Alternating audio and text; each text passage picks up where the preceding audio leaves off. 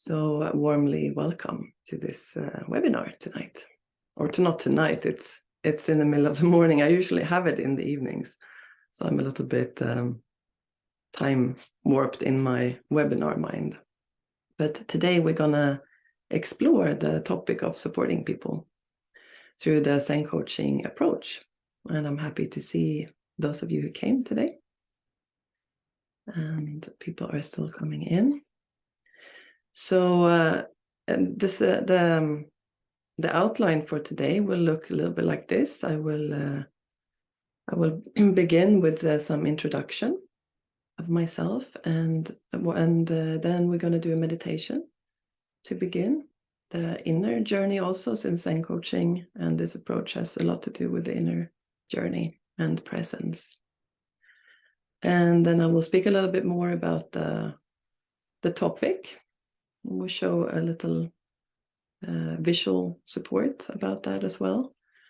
And then I will, if some of you want, we can also do a short demonstration, as in like a coaching support for some of you. And it could be very small, it could be just a little support, or if there are questions that are more eager, and people are more eager to ask things, and you're curious about things, and we can also take that. We will see how you feel, because this is for you, right? So I'm here in service for you.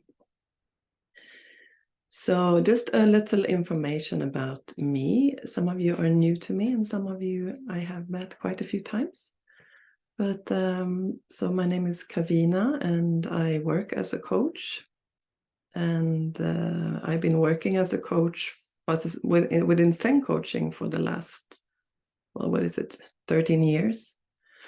And previous to that, I was a body worker. I've been working with individual sessions since the 90s.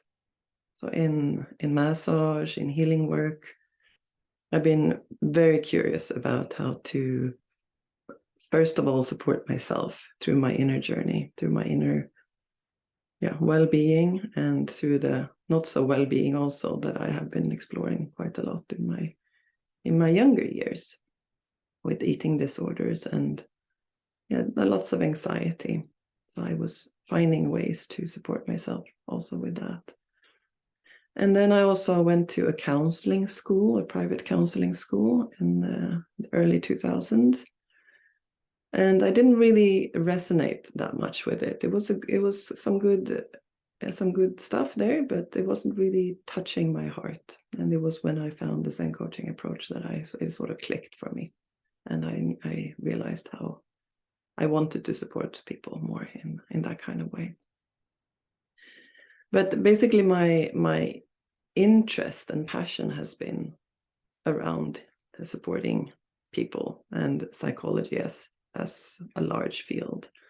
And also today I'm currently enrolled in the psychologist program in Örebro in Sweden, fulfilling one of my long-term dreams to become a psychologist, to also be able to work in more fields with what I know and with how I can support. So I'm learning quite a lot now. So it's an interesting combination and quite a wide spectrum of experiences. And I also been supporting and assisting lots of different workshops and courses throughout the years, and been exposed to quite a lot of different kinds of healing modalities, seeing what works, what doesn't work. A little bit like both, or at least from my perspective. Of course, there are many perspectives, but that's a little bit about me. And that's also why I'm sitting here, because supporting people is what I really enjoy doing. So with that in mind, or just we can actually let it out of our mind, we can take a moment, and if you want, you can close your eyes, and you can find a way to settle inside your own body. And if you don't want to close your eyes, you can just lower the eyes a little bit, so your focus is contained within your own inner space. And maybe you want to take some nice and deep breaths to allow yourself to relax.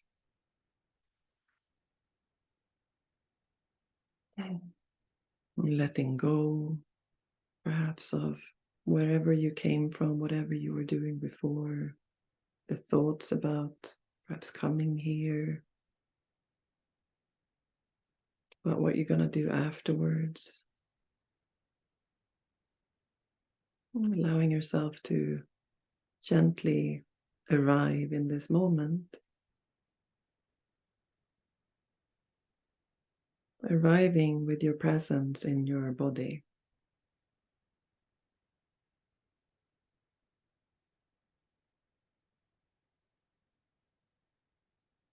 Letting yourself be aware of your feet, wherever they are, if they're touching the ground or the floor, or perhaps a mattress or sofa.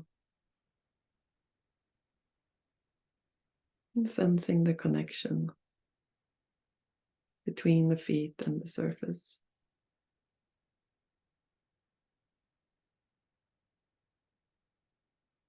And sensing the connection between the back of your body resting towards the surface.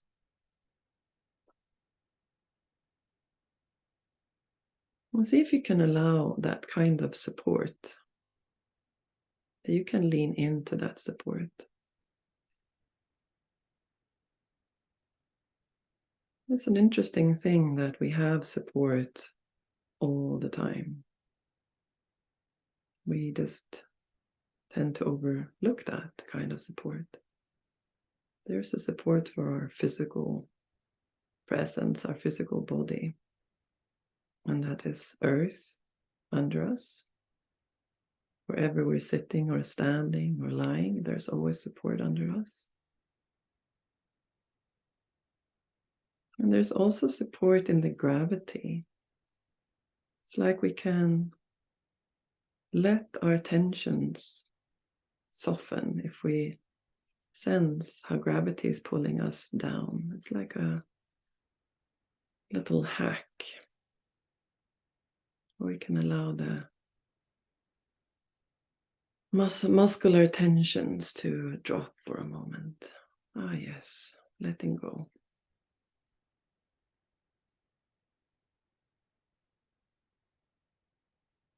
And just notice what happens with the breath when you let go.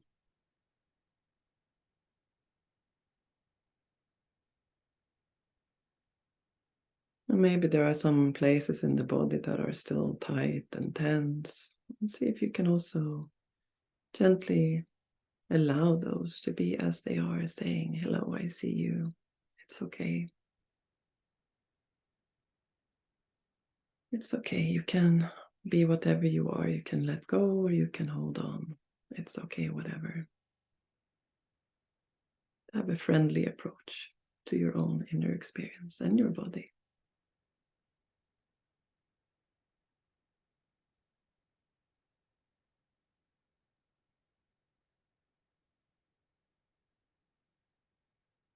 And also notice if you can feel or sense the air around your body.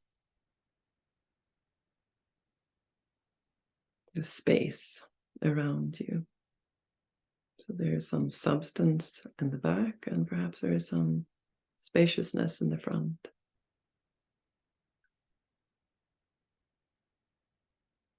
And this kind of spaciousness is also a support in one way, because it's allowing us to move, it's allowing us to reach out, to move forward.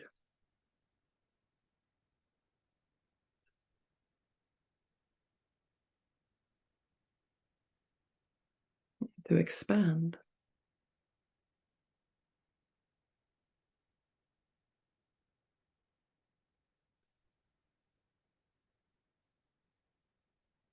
So sensing that spaciousness and that support of physical substance at the same time. Different kinds of support.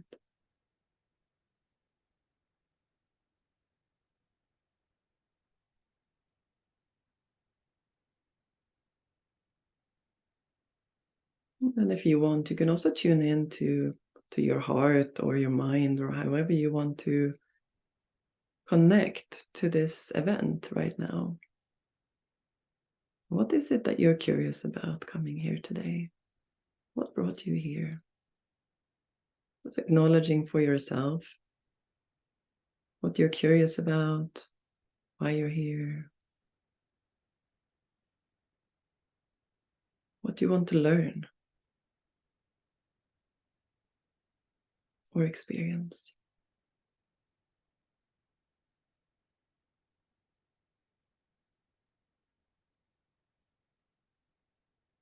And then you can, in your own time, and perhaps move your body a little bit, stretch. Take a moment to allow yourself to move in a way that's supportive for you, perhaps stretching or perhaps moving. And then opening your eyes in your own time.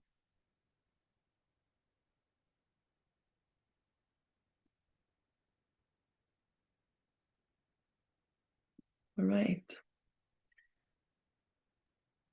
So I'm actually also usually quite curious about why people come to the webinars that I hold. So because there's also a way for me to speak into that rather than to speak, blah blah from what I have some things I want to say, obviously, but I'm also curious, why are you here? So if you want, you're very welcome to just write a little bit about that in the chat. You probably know the chat function. There's a little speaking bubble at the bottom here. And also, if there's something that you want to learn or that you're curious about, that you want us to talk about, you're very welcome to write it there. So yeah, so also as people are doing that, great, I see some of you are doing that, and some of you might be just thinking and reflecting a little bit.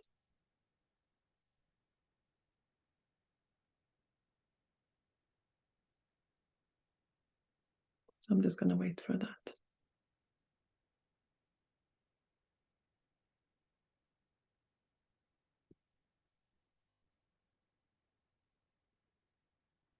So Sarah writes, connection. I'm curious about how people are supporting people with the help of Zen coaching. All right.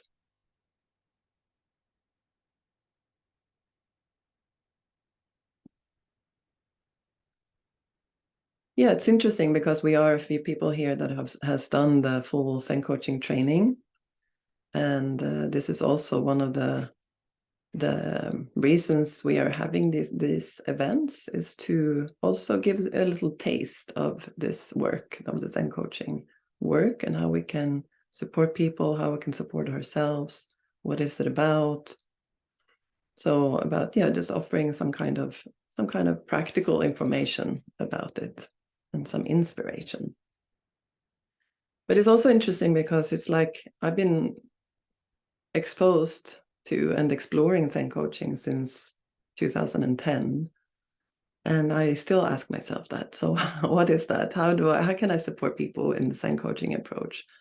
And prior to this gathering, of course, the questions again are like, I need to actualize that. What is that? So it's a constant exploration, because also it's not like this is the way. It's like we're working with presence. We're working with a very fluid kind of intelligence, and it also becomes like I need to find my way into it again and again. So let's see. Emil writes, connection and celebrating, gratitude for the invitation, resting in the body and being together, remembering the basics of supporting self and other. Yeah. So you have done the training and you have also been assisting. Yay. So Kavina, appreciate the opportunity to be reminded what is most helpful with clients. Love the emphasis on presence and that as support for self as well as the other during the actual session. being with self really helping to be more with the other person, useful to integrate with the more conventional psychology training I have done. Right. I also find that very helpful in this way. It's like, because there are so many brilliant ways to support people out there. There's like in the psychology training I'm doing now, there's so much good stuff there. And what I don't see so much about is the person working.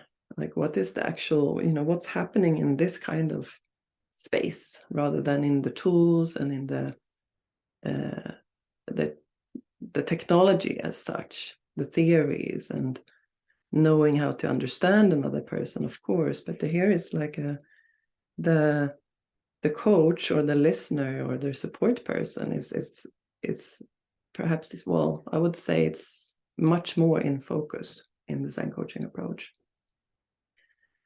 So yeah, I will definitely speak about that. So, and before I do that, I also want to harvest a little bit about what, if you would just think about what is true support for you when you have experienced support. Like, if you really feel like, okay, this was true support, this was really, really supportive for me in my life. What did the other person do?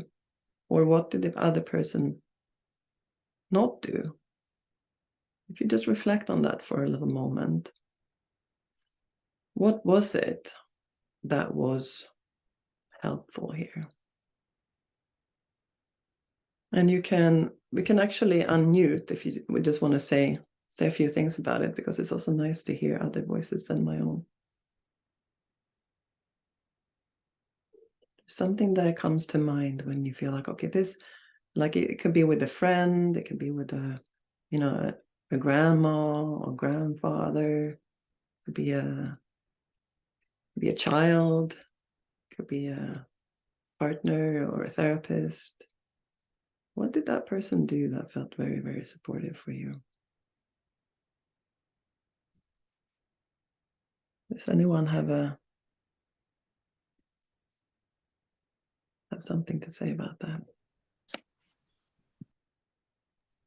I can say something about that. I was going to type, but then I think to really get the sense that that the person is trying to understand how you're experiencing it. They're like really curious about your experience and not trying to preempt or not interrupt, letting you finish your way of thinking.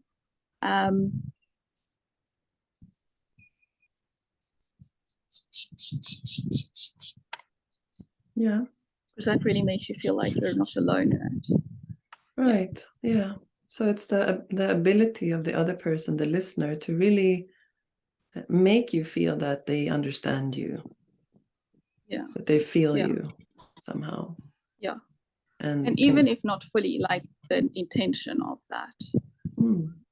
Yeah. And then occasionally to add like something else, because sometimes you do need something else in your brain or in your system or in the program. So, to also add something, but like being really sensitive about like only adding what would be right because you're understanding it well enough. Right. Yeah. So it's like that kind of dance between fully being with you, with where you are, with how you experience things, and then at the same time also adding something to it. So there can be like a change or a shift. And I would say it's a delicate dance there. Because it's like, here it's very easy to, sit back and listen and just be very, very supportive and perhaps not add so much. But there can be something really beautiful happening there as well. But there's also, if we do too much of the other part, then that would probably feel a bit invalidating also. Yeah, would you agree? Yeah. Yeah, totally. And disempowering. And disempowering, right. Mm-hmm. So let me share my screen. I have prepared a little PowerPoint for us today.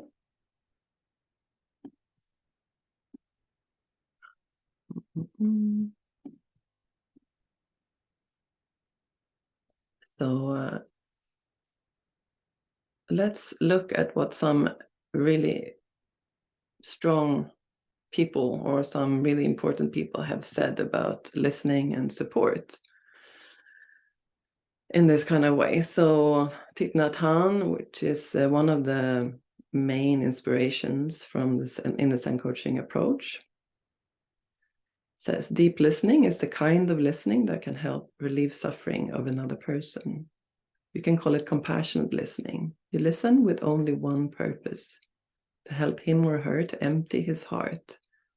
And this was a little bit what you were speaking about, Kavina, like the first part. It's like to really deeply listen to someone else, to not fix or to not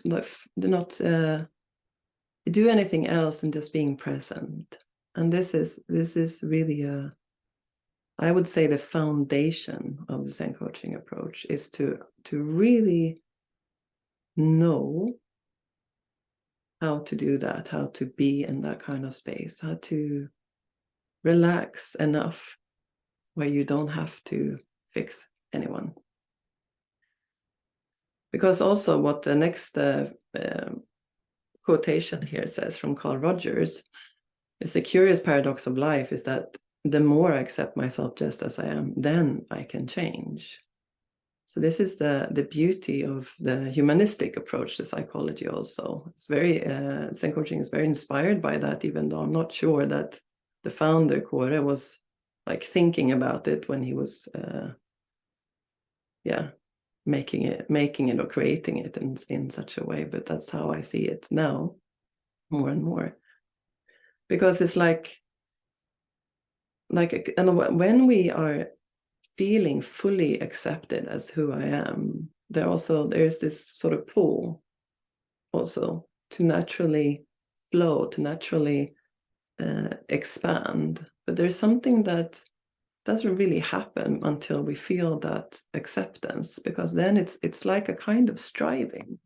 It's a kind of striving that is like pushes against myself a little bit. It's like I'm not really allowing myself to be fully who I am. I want something different. And then, of course, I can change from that space, but it's like a different kind of striving that also creates some kind of tension.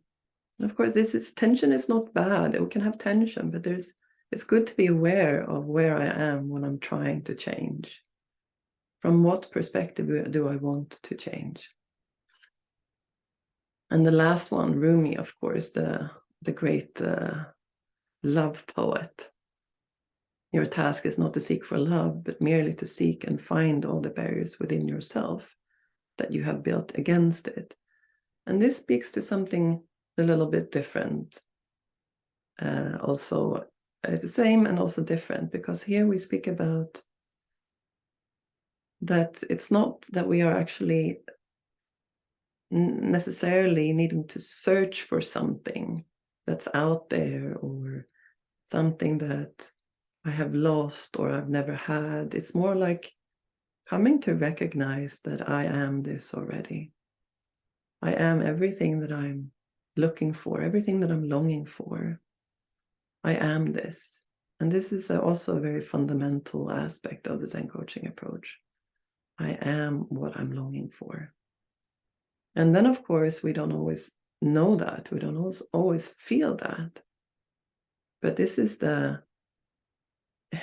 this is the perspective of Zen coaching. And we are having lots of different kinds of ways to look at the barriers against knowing that I am what I'm longing for, and also to support the seeing that I have these qualities, or that I have this. It's already within. I don't need to look anywhere else. So is there any comment on this so far? Anything that you would like to add or reflect on?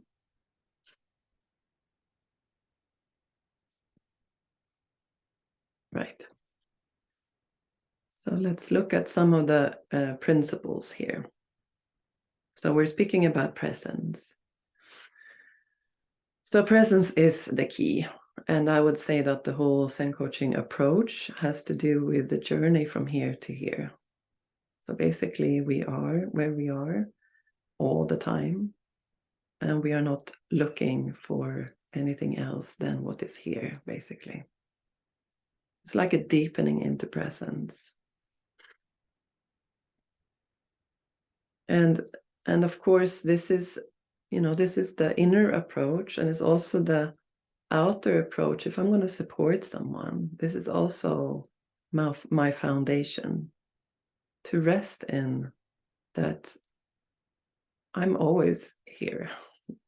This present moment is all there is, actually. And also for the other person, this present moment is all there is. So can we together sit here? Can we together be here with this present moment without trying to go anywhere else? So this is, I would say this is like the fundament. And of course, it's not always so easy to be in touch with this perspective, or to live as this insight. But one aspect is also to listen from inner spaciousness, to actually be able to rest inside oneself. And this is again the part that I miss a lot in my current studies. It's like to be able to be with someone in a way that is deeply supportive. It's like my presence, my nervous system, and the state my nervous system is going to affect the other person.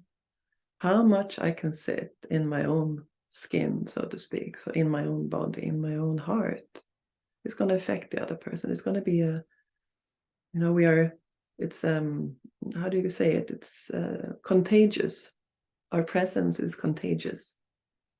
And when we can sit with inner spaciousness, with actually allowing ourselves to feel now, here, sitting in the body, letting go of this trying to go anywhere or trying to fix something or someone, then there's a relaxation happening that can be very, very supportive to my clients, if I have them, or to my friends. Or when I'm resting inside myself, I am at home. So in the Zen coaching approach, we usually speak about coming home.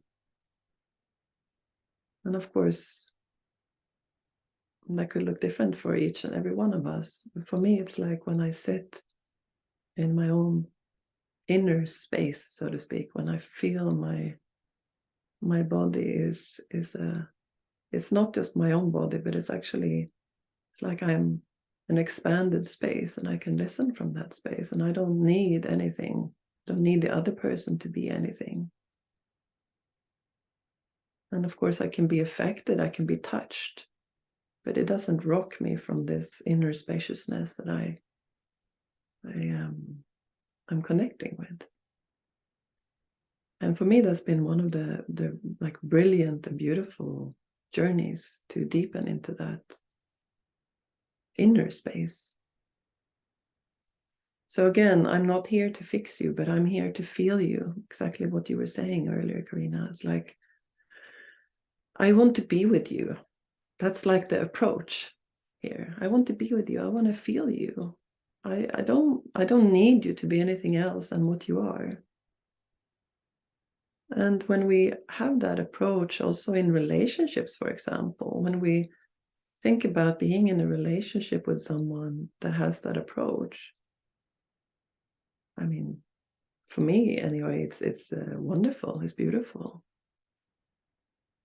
I've been having lots of struggles in my life, and also in relationships, been having so much fighting and disagreements, and it's been I've had 8 years in a relationship, and we were like, I don't know, 80%, I think we were fighting.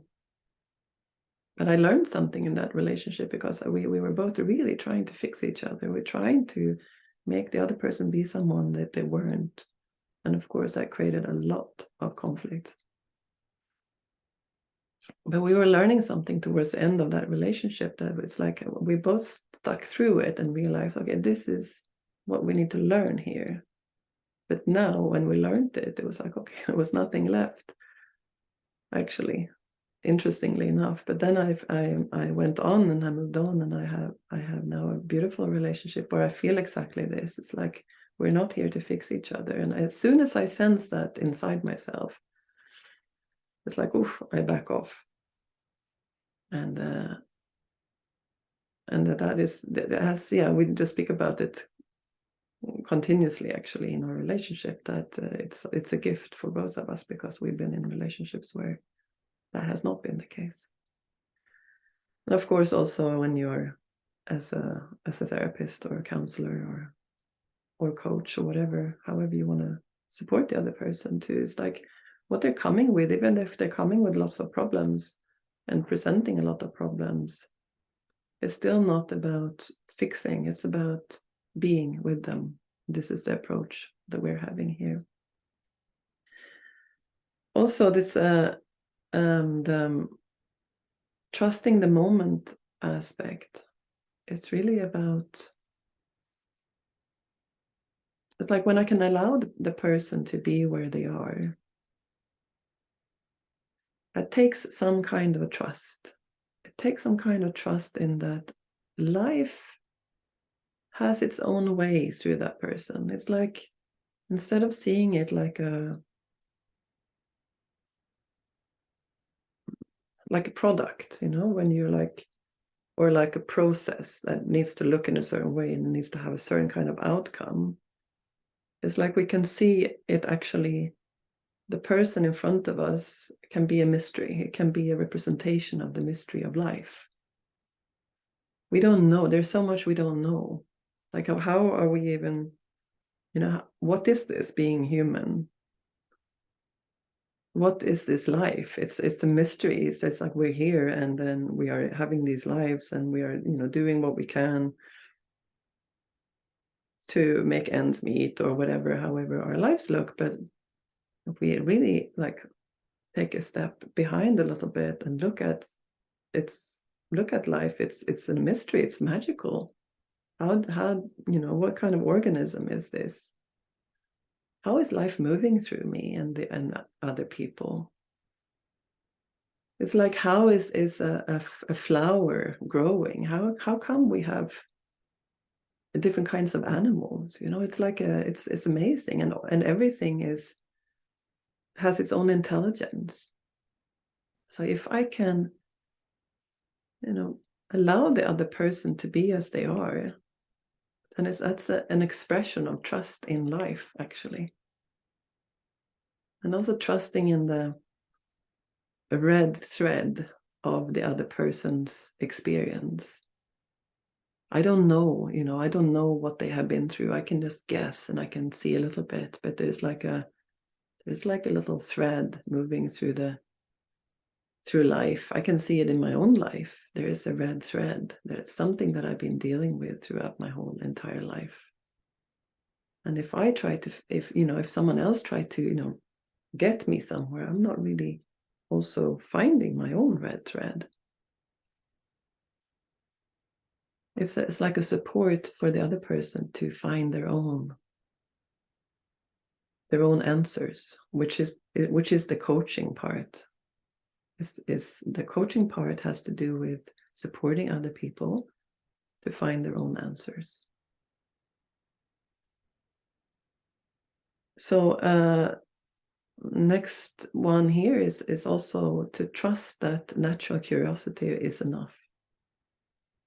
So of course, there are lots of techniques and tools that we can use, but we come very, very, very far with tuning into, what are we naturally curious about?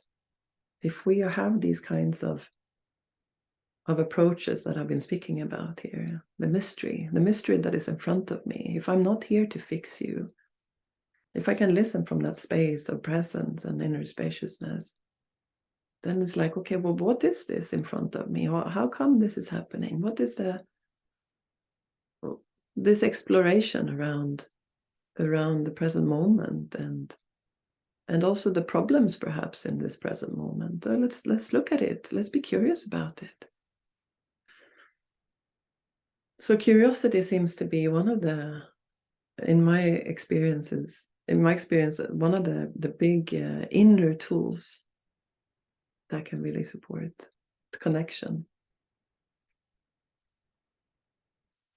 Okay, so then we have the finding the yes, which is another aspect of, well, actually, it's interesting because I keep bumping into this no matter where I look, actually. No matter what kind of healing modality I look into, it seems to be that this is one of the, key answers to how we can support ourselves and others. Well, I mean, if we just started with ourselves. So how can I find my inner yes to my inner experience? It's not finding the yes to being treated badly or to be, in situations that are not good for me. That's not what I speak about.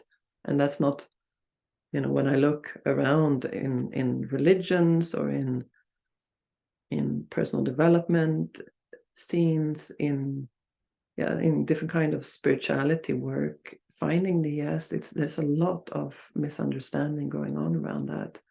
But what I understand from it, and what I keep hearing again and again, is like deepening into that level of acceptance. It's like finding and trusting the inner response that we have, finding okay, I'm experiencing this. This is what's happening right now. If I feel anxious, okay, this is my reality. Can I find the yes to that reality? That's what it is. It's not about, can I, stay in an abusive relationship, or should I stay in a place that's not good for me? Should I be a doormat? No, that's not what it's about. It's not about saying yes to things in the external world. I mean, of course I can if I want, but that's also why I write the no there, because it's like also saying yes to my inner no. I know I don't want this. Which is like, when I speak about it, it seems so trivial, but when we are it's like when we are in our inner struggle, it's not so trivial. It seems to be some of the most difficult things to do. When I meet people, it's like, we're so plagued by this inner critic part, the part that keeps telling us what we should and shouldn't be doing, the ideal part, the program that we have, the perfectionist inside. It's like a lot of resistance to what I'm experiencing if that is against all this programming. So that's why it keeps popping up like this. Finding the yes seems to be a major key. And then also what I spoke about in the previous slide, we are what we long for, the Rumi quote. So, of course, it's a lot to say about that. I'm not going to speak more now about that, but it's more like a little reminder that we are so much more than what we believe. Yeah, great. So Karin, you were writing there, I think, saying yes to my inner no. Yeah. So that's a little bit about my introduction here. Anything that you would like to add or ask or object against? Any input?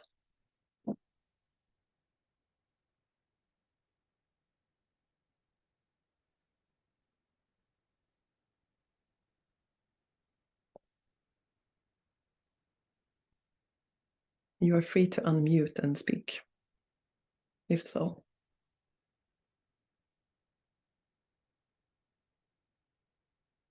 No, okay, you're more in a receptive mode. That's fine. So I will stop the share for now, and we have a little time. We have some, well, let's say, we can say 20 minutes. If some of you or one of you would like to look into a topic, just how we're having a conversation with me on something that is perhaps challenging, or maybe more of a maybe more of a question also. I mean, maybe it's it's exposing, of course, to share private things in this kind of setting. But if you want, there's a little space here, so you can jump in if you want. Otherwise, we have another option as well. But let's look if there's someone, because it can be also interesting to see how it's played out. How can we support from the Zen coaching approach? Yeah, there's if you're inviting, there's one thing I'm really interested in, and that is how this core that you have described so beautifully, this whole methodology of arriving at the true yes and being what we long for, helping people go there and being really present in the supporting contact. Yeah. And that can inform the coaching contact, and it can inform the relationship contact, which you described so beautifully. This proper acceptance rather than striving to fix, which becomes so tiring after a while, doesn't it? Yeah. And just being able to remember that there is this core where you can arrive at the real yes. I'm just wondering how we can remember in times of real crisis. When people are really frightened. Yeah, are you speaking now? Really in shock. Yeah, I'm speaking about all the things that we've experienced in the last 4 years. Right. So being a support for people here. Exactly, and in what has been described as the meat space. The meat space? The meat space, yes, exactly. Mm-hmm. The mucky, ego-heavy world. I'm just curious about how you negotiate it, because I'd like to learn how to negotiate it as well. And I always find it helps to hear from other people. Right. Okay.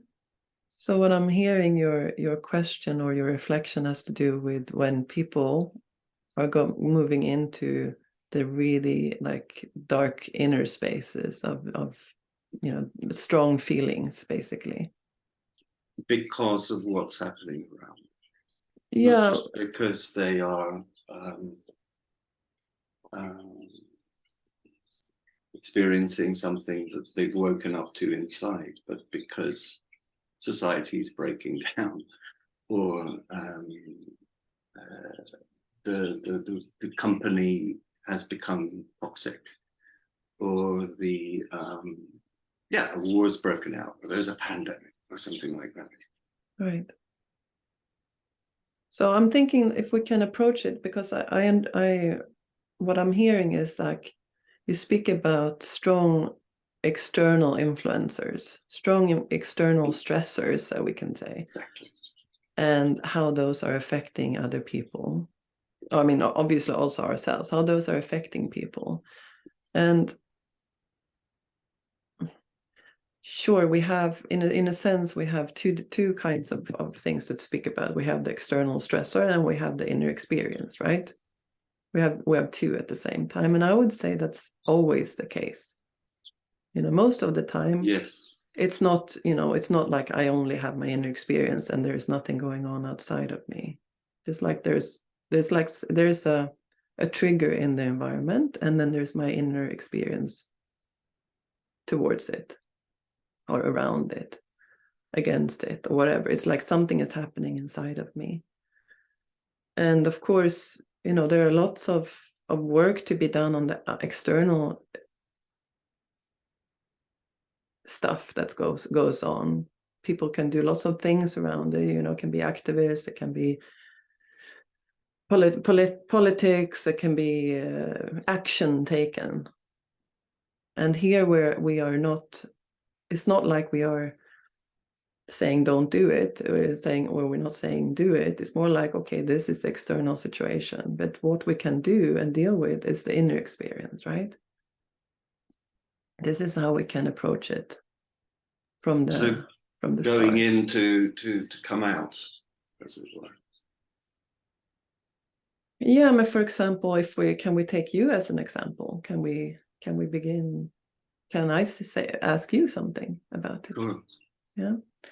So what is your experience of this external turbulence and, as you say, society breaking down?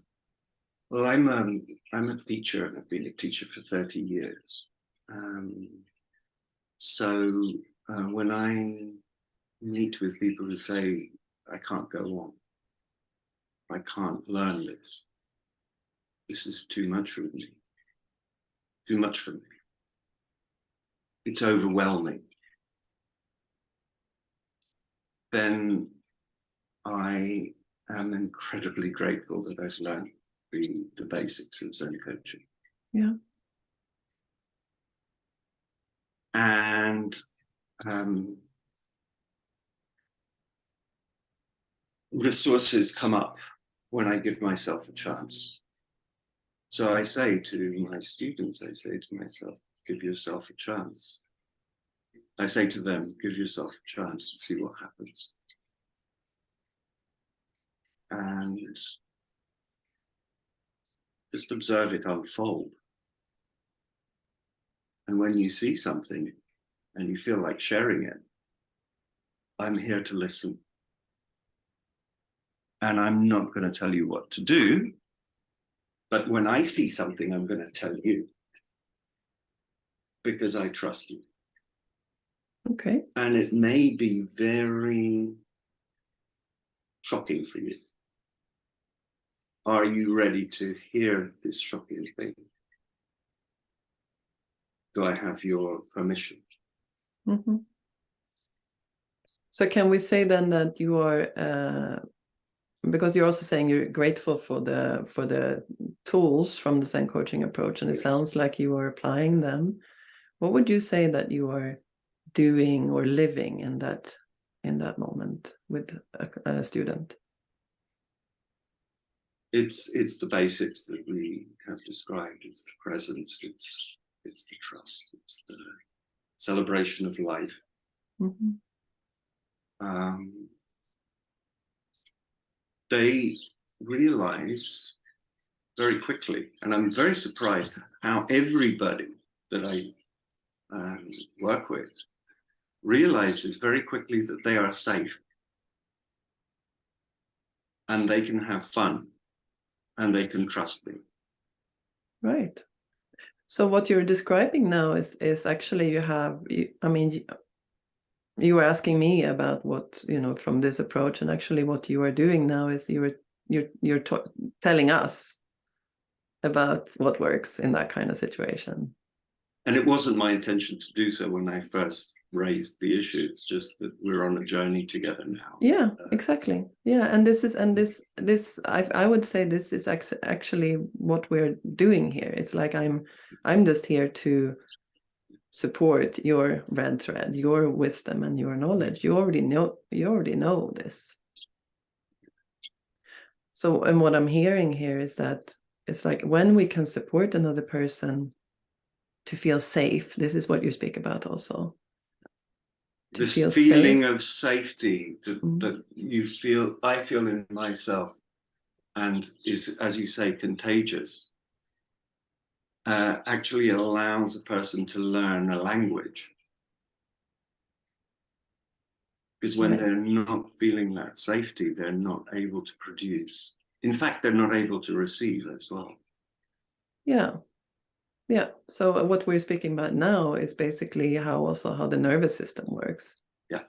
Because when the threat signals in the body are activated, there's like our brain is not, we don't have our prefrontal cortex activated, but we have our limbic system activated, which is the fear response and the instinctual responses. So you're not going to be able to learn anything there.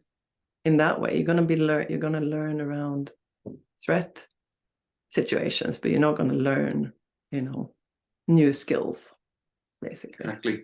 And I'm always impressed how adults, people who have reached a certain level of integration, are able to really switch on that frontal cortex. Mm-hmm. And say, yes, I accept, I'm ready to receive. And then I'm ready to try to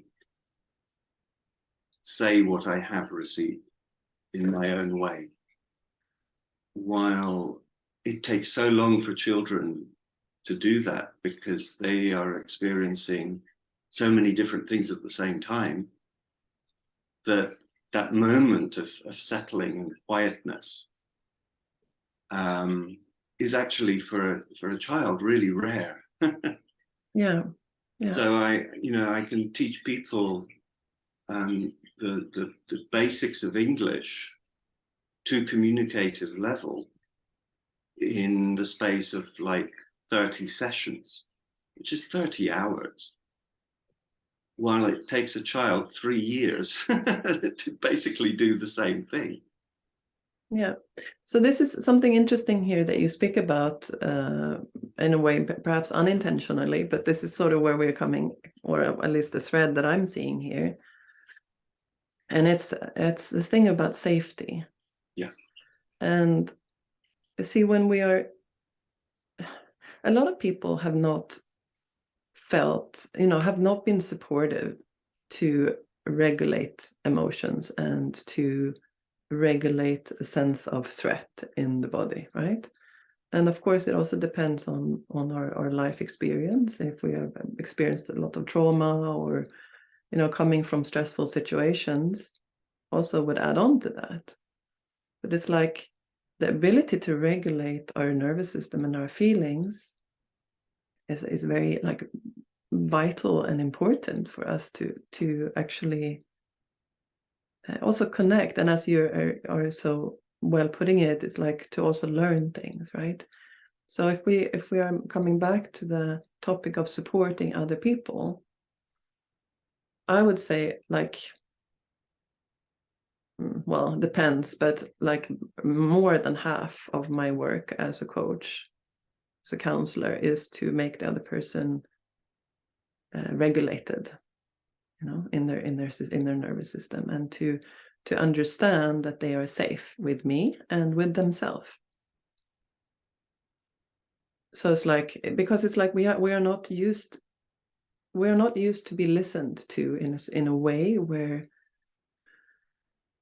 I can be fully who I am, where I can be all of me and all of me is accepted. That's quite rare that I have that kind of space with someone. I can be exactly who I am. All my little things can come out and be shown, and they are embraced and allowed and accepted, and they're not being judged. That's a quite rare interaction. It's a rare interaction to be able to unfold with someone where I can also feel myself. I might not know all this about myself, but when I have this space to unfold, there's also something happening there. So it's just like the ability to be with someone and to support that kind of level of unfoldment is another gift, another quality of support, I would say. So how can I if I have an intention to support another person, to be with another person in this kind of interaction, how can I make this person feel safe with me? That's a question I have for myself. And it doesn't mean that it's like I don't, respect them, or I see their also greatness, because that's also, we are what we long for already. We have this kind of, we have a mutual, there's a mutuality that I want to acknowledge here. It's not like I'm looking at someone and they're, less than me or less resourced. It's more like I want to really show this person I am here for you, and I want you to feel safe with me. That's my intention here. And then for me, it's like whatever works in that, you do it. And it seems like what you're doing is working for you and for your students. It is very much like that, because if it's not working for me, it's dreadful. Yeah. It's the heaviest suffering. Right. It's very black and white. When I'm having fun, they're having fun, they're having fun, and I'm having fun. It's not work at all. It's just pleasure. It's like love. Yeah. It's golden. It's this beautiful golden experience. Mm-hmm. And we're learning how to say, I've been to see the doctor today, rather than I was to see or am going, or whatever. We're just learning basic tenses here. Yeah. They were learning how to feel the words in their meaning as we express the meaning and the feeling. And it's such fun if we're really sort of in that safe space. And of course, I have to learn that they're going to make lots and lots of mistakes. Yeah. So that's, can you trust that? Can you allow that? It's always a challenge. Mm-hmm. Yeah. So I'm also wondering, if we go back to your initial question of like how to support people in the midst of strong external stressors, strong external triggers, what would you say now, as we have talked about it now? What's your answer now?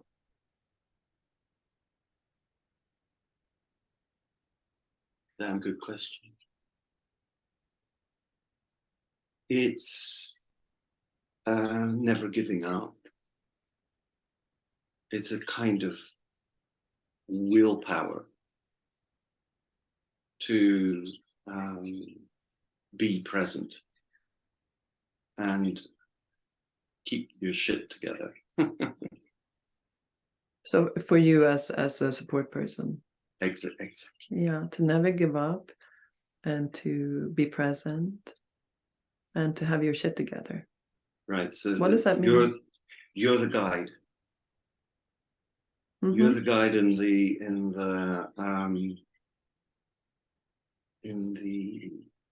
station. Right. So when you do the whirling meditation, when you do the no dimensions, you explore that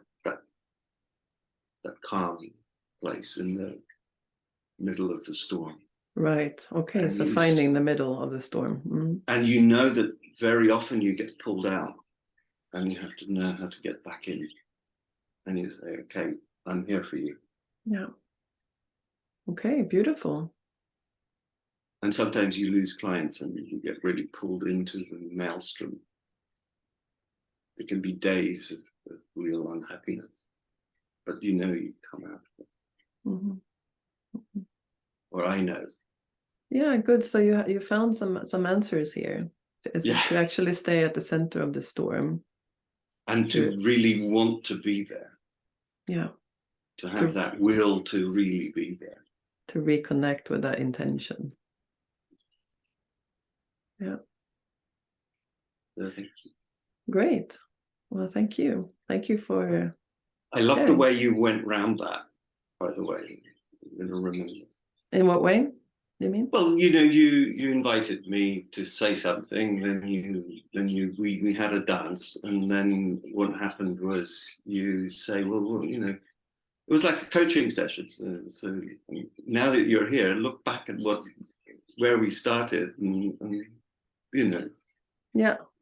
It's lovely. Thank you very much. Oh, great. Beautiful. So that's we did a little coaching you here. Yes, and it was nice to be coached. Big hug. Yeah, big hug to you, Emil. Thank you for sharing. Wonderful. So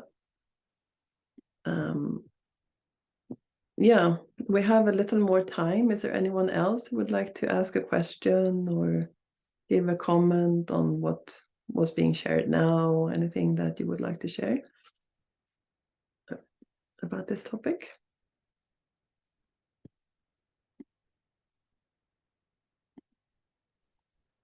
I just noticed, like right at the end, when Emil, when you were saying coming back to the center, that that ability, I think what earlier was mentioned, also to not be like rocked away from like your own home, like in a session also with somebody, but to be able to come back, be open and be able to come back also. Right. Just, yeah, so it's like this sort of dance actually between like being pulled away from center and then coming back to center and then being pulled and then coming back. And I think that's, it's so human. It's so much what we do. I don't think anyone can stay in that center all the time, but it's like having the intention to come back again and again, and having the tools also, and the support system also to be reminded. So I live in the countryside in Värmland in Sweden, and it's a very beautiful foresty area, lots of forest, and I have really enjoyed the beautiful forest behind me. I don't own it, but it was a beautiful forest. And then like a year ago, they took it down. Like it was just like cut to the ground. And that's what, it's what's happening all over actually these days. And I've been so upset about it. I mean, speaking about external stressors, it's been like, I had a lot of investment. I realized in the forest, in the nature, how it looks, and it just took me to the other day when I actually realized that this is. I have been swayed off center. I've been coming out of my center for quite some time in relation to this. I've been angry. I've been upset, and also now, they're doing the, digging up all the roots to make it like a. One of those fields to plant new seeds. So it's markberedning in Swedish, which is also like makes it super ugly. And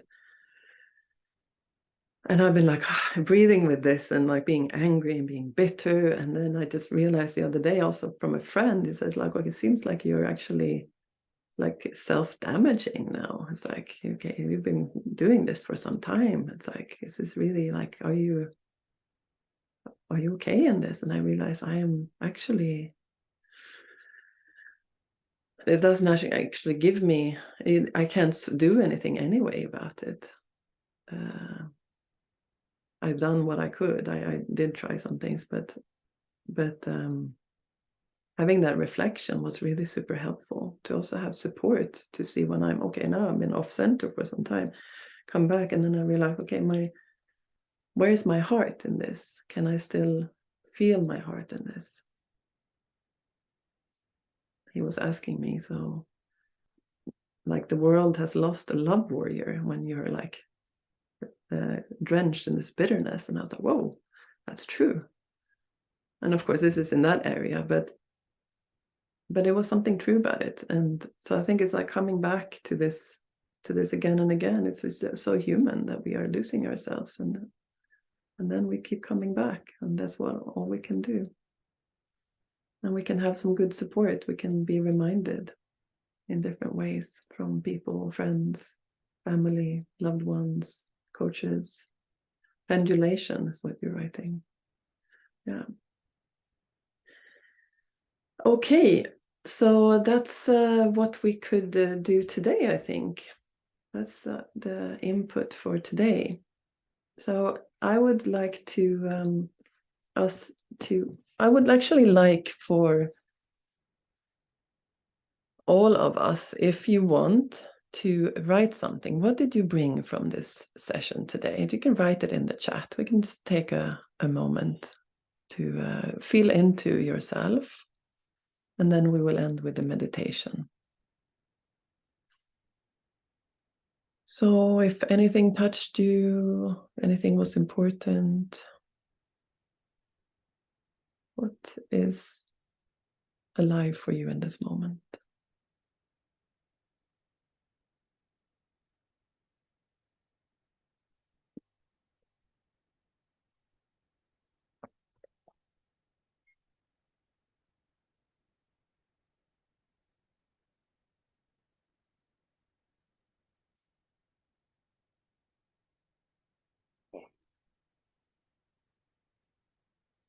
And once you have found your word, or before you find your words, you can also just breathe and sit with whatever you're experiencing.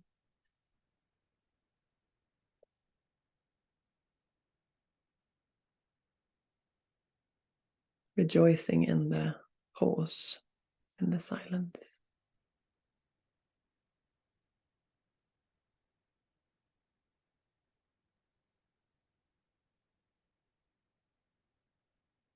Okay, so Emil writes compassion and kindness. And also here, the session brought me back to my center, inner peace and gratefulness. Reminder of not trying to fix the other and helping by not doing. Non-fixing resonated with me today. It's a great reminder to stay present and trust. Thank you so much for this space.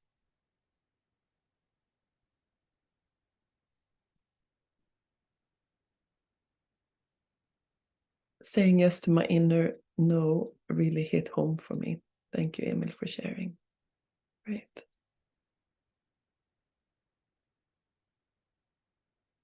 Okay. So let's find our way back to our inner world. If you want to close your eyes again, or lower them, or look somewhere where it feels calm and beautiful, perhaps.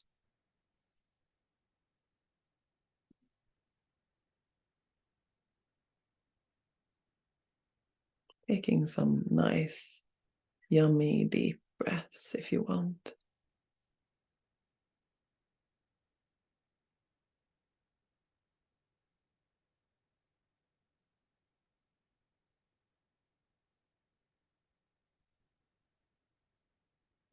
And sensing your body as a whole. Sensing the position your body is sitting in.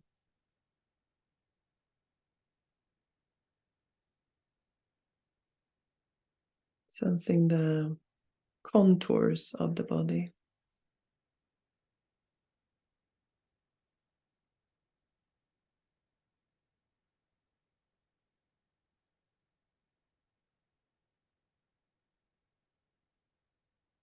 And sensing the inner space within the body. This mystery. The mystery that we can sense all these things. Temperature, weight,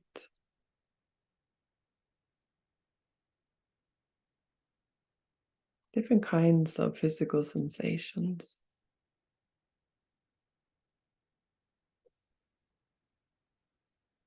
Different kinds of feelings, moods. and how they are sensed within the body.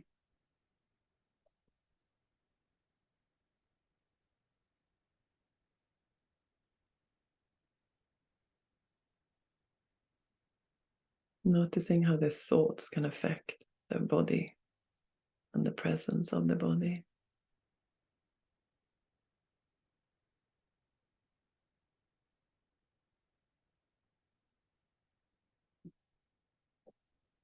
It's a mystery to sense the aliveness. How do you sense your own aliveness?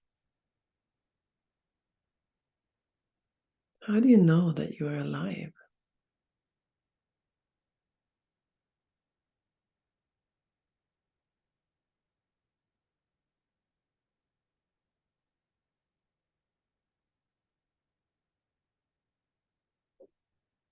Also check if you can sense that kind of stability in the body, stability of your presence, of you sitting here right now.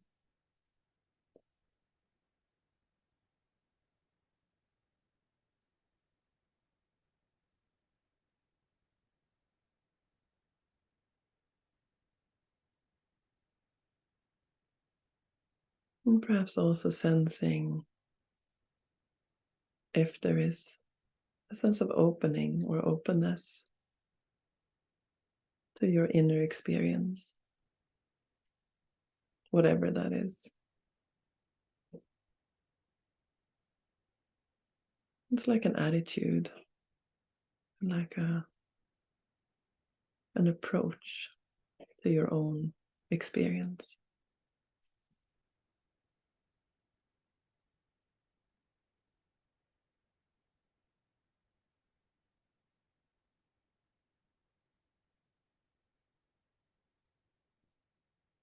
And if you want, you can also add a word to that approach if you want, or to that experience, like saying a word to yourself as an ending. Thank you for being you, or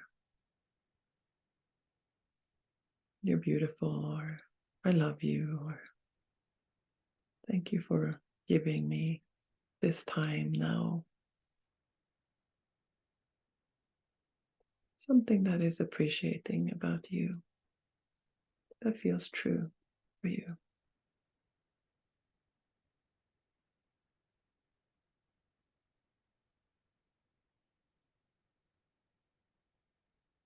So in your own time, you can come back, and then we will just have a moment to look at each other and thank each other for this time, sharing this time together. So thank you for today. And also, I actually wanted to share the last part of the of my little presentation about the coming events. So there's 2 more free webinars coming up. The one-to-one coaching session with Roger, my colleague, and another webinar with me about self-compassion. And then we have the module 1 of the Zen Coaching Training in Sweden in June. And of course, you can see more on the web pages. So with that, I thank you and have a beautiful last of April.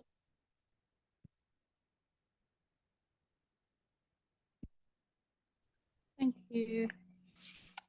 Thank you. Thank you.